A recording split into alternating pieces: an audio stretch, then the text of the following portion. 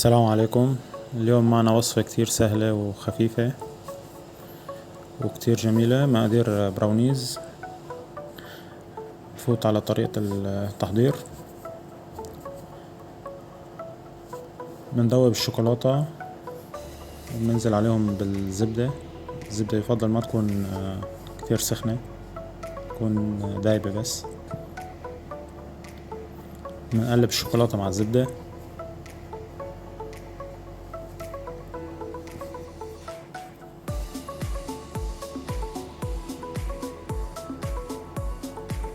طبعا نقدر نستخدم اي نوع شوكولاتة، بس الطعم الافضل الدارك شوكليت والميلك شوكليت.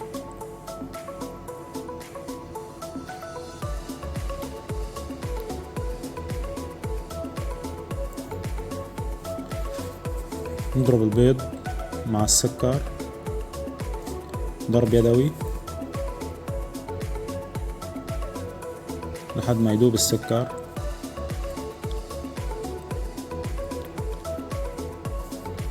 لو بدنا البراونيز يطلع هش وعالي نضربه بالمكسر، الستاند ميكسر. هاي الوصفة ما بتحتاج ستاند ميكسر.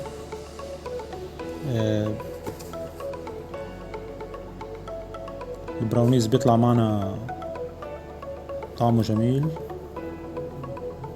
ما بينفش بالفرن.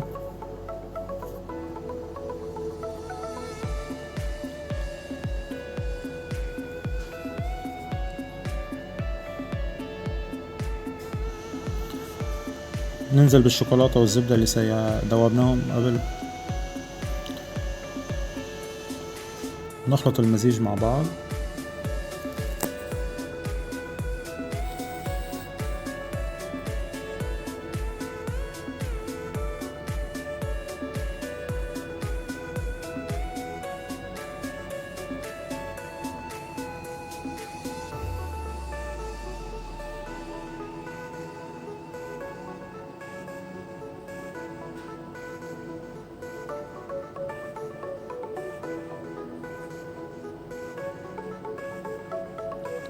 هلا بننزل بالطحين، بنقلب تقليب كمان، واخر شي بننزل بالبندق.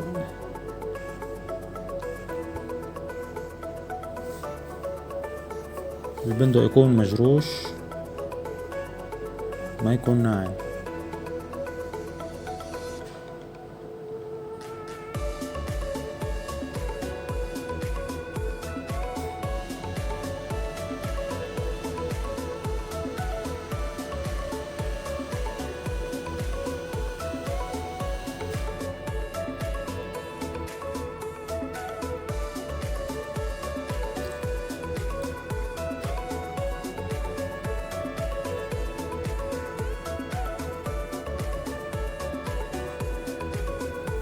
نقدر نحط كمية البندق حسب الرغبة.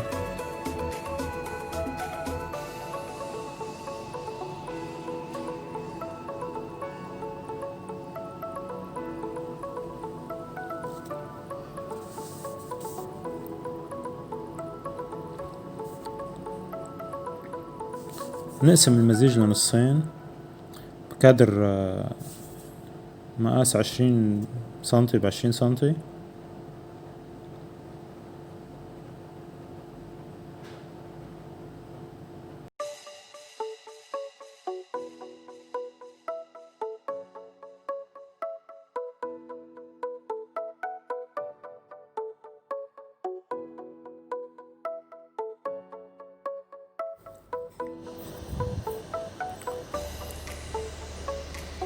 رح نخبز البراونيز على حرارة 170 من 15 ل17 دقيقة. مقادير جناش الشوكولا.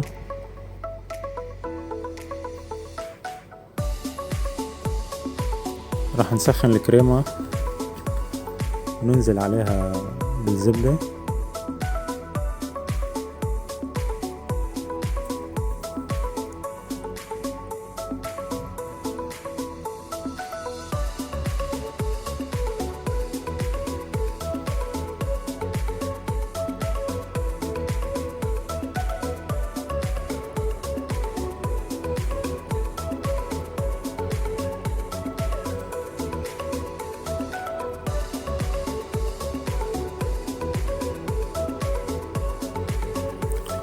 هلا بننزل بالعسل الجلوكوز، سيرب الجلوكوز.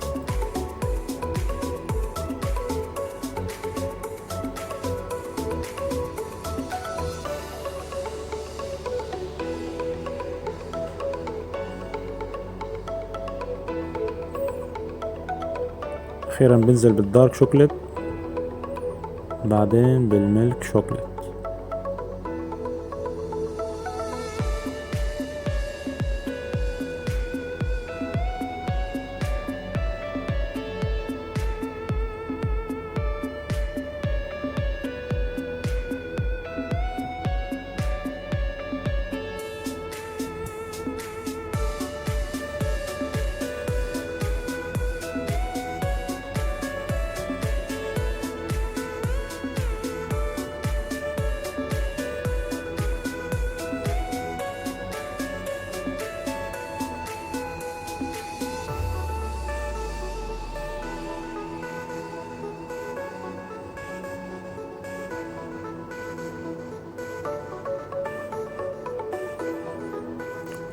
بنحط الجناش على الطبقة الأولى للبراونيز،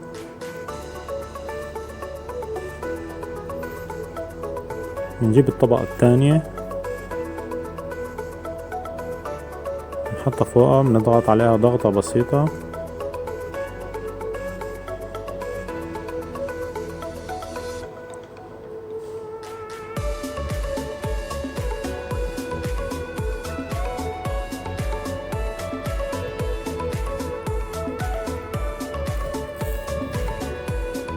هي طبقة البراونيز الثانية، حطها من فوق مع ضغط بسيط.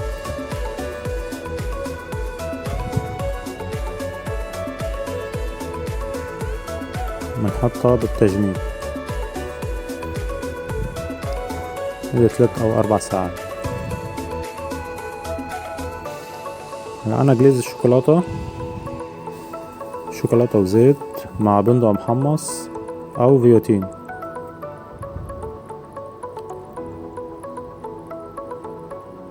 نقطع البراونيز 9 ب3 سنتي.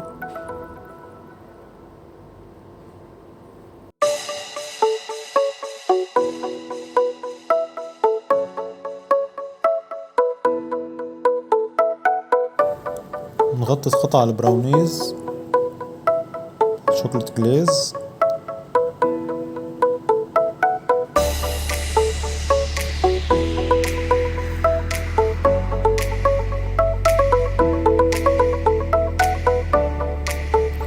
نعطيها الفينش الاختياري.